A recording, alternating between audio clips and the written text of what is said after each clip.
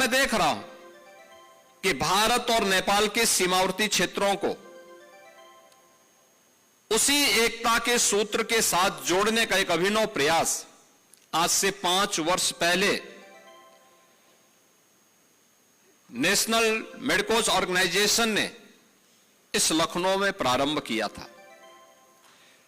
2019 में जब यात्रा प्रारंभ हुई होगी, उस समय एक उत्साह था, लोगों में एक उमंग था कि कैसे होगा, जानने की एक उत्सुकता थी। यह उस समय था जब professor MLB Bhatt ji KGMU के VC हुआ करते थे। KGMU देश का सबसे बड़ा चिकित्सा संस्थान है और उस समय मैंने भी उनको इस बारे में कहा था कि हमें बलरामपुर सरदेव अटल बिहारी वाजपेयी जी की कर्मभूमि रही है, प्रारंभिक कर्मभूमि रही है, और एक वहां के लोगों के मन में अटल जी के प्रति एक आत्मिक लगाव है। तो क्या KGMU का कोई सैटेलाइट सेंटर हम बलरामपुर जिले में बना सकते हैं? उन्होंने प्रयास भी प्रारंभ किया और उस दौरान जब बातें सामने आई बॉर्डर क्षेत्र की, वहां के लोगों की स्थितियों के बारे में, तो राष्ट्रीय स्वयंसेवक संघ के मार्गदर्शन में NMO ने इस यात्रा को महाराजगंज से लखीमपुर तक के इस विस्तृत भूभाग में निकालने का निर्णय लिया। यह वह क्षेत्र है जहां सीमावर्ती क्षेत्र में सीमा के प्रहरी के रूप में थारू जनजाति निवास करती है। थारू जनजाति दोनों ओर है, भारत में भी है और नेपाल की ओर भी है। साथ साथ एक तरफ उनकी गरीबी और बदहाली एक चुनौती, और दूसरी तरफ वहां पर बढ़ रहे कुछ नौधनाढ्य,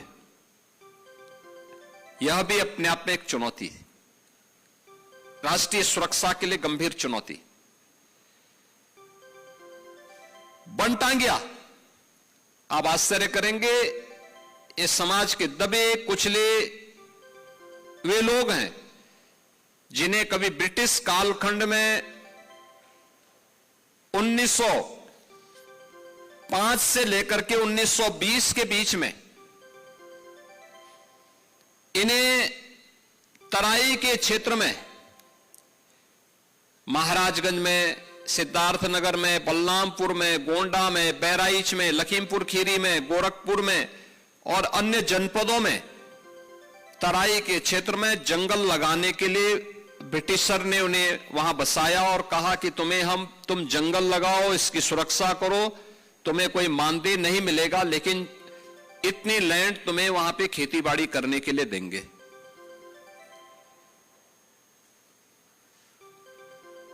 इस देश में आजादी का आंदोलन चला, ब्रिटिश इस देश को छोड़ने के लिए मजबूर हुए। 1947 में उन्होंने देश को आजादी मिली,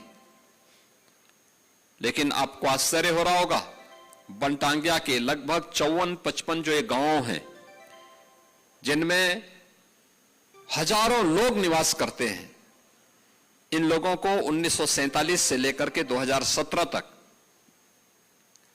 जब तक भारतीय जनता पार्टी की सरकार प्रदेश में नहीं बन गई, तब तक कोई भी अधिकार नहीं प्राप्त हुए थे। न वोटिंग राइट थी, न राशन कार्ड था, न वहां की कनेक्टिविटी थी, न वहां पर कोई सुविधा वहां प्राप्त हो रही थी। 2017 में जब हमारी सरकार बनी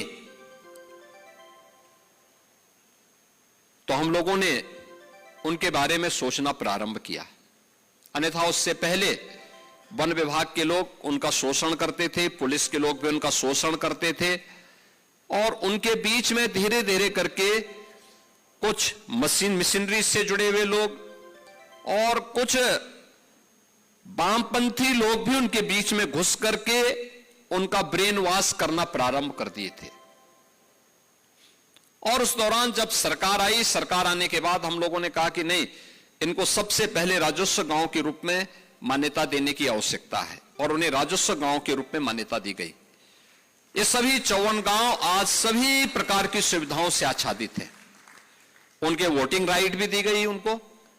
उन्होंने 2019 से अपना वोट देना प्रारंभ कर दिया है। जब गुरु गोरखनाथ सेवा न्यास के द्वारा यह यात्रा प्रारंभ की गई तो जमीनी धरातल की भी सभी जानकारियां मिली कि थारू जनजाति भी इसी प्रकार के भाव से ग्रसित है।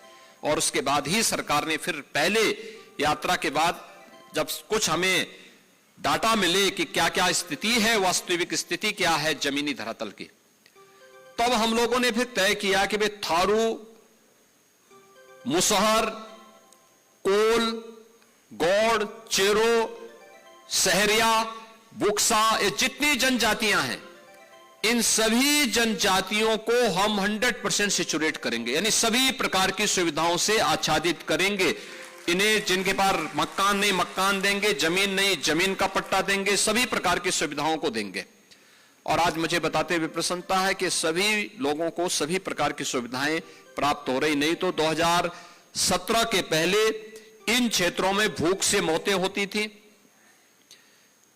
हमें आभार व्यक्त करना चाहिए राष्ट्रीय स्वयंसेवक संघ का,